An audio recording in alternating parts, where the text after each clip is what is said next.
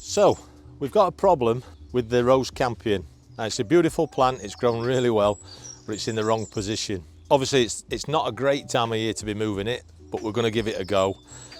And to not stress the plant too much, what we're going to do is we're going to take some of the top growth away, which should encourage it to bush out anyway. And we're also going to give it, when we move it, we're going to give it a really good soak. Now, you can soak it the day before as well while it's in its own position, so it can take up some moisture and build itself up ready for the move. So all I'm going to do is take a fair bit of the top off of the plant that you want to move. So you can see that it's got quite long stems, and the idea is that in each of these leaf joints you'll get a new shoot coming. So what I'm going to do is take it quite a way down and just cleanly snip it off. That'll all go in the compost heap. And I'm going to take off this one particular plant, I'm going to take quite a lot off it because I don't want it to be stressed when I've moved it. You can see this shoot here has already got the side shoots coming. So where I've cut those off, these side shoots should generate. But this one, because it's more advanced, has already got all the side shoots on. So I'm going to take that one off there.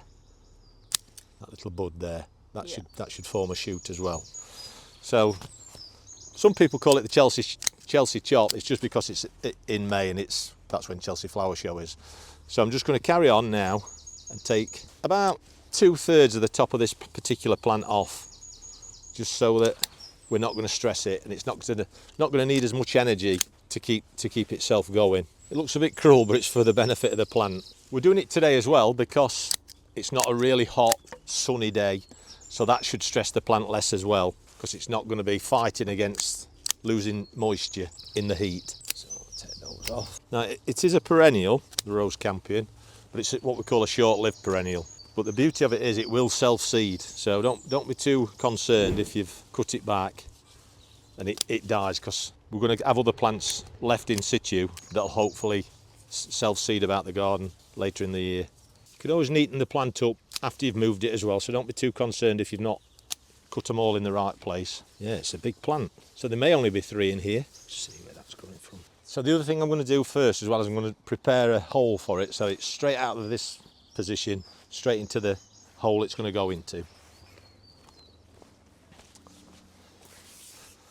So, and I'm going to dig quite a big hole, bigger than what we need. So you can always fill it in a little bit. I think that should be okay. Right. I think the root ball is going to break up. So that's the plant out. So you can see the roots of it.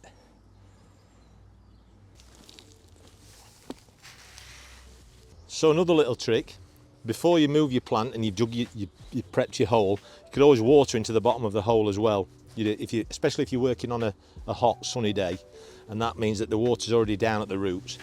But we should be okay today.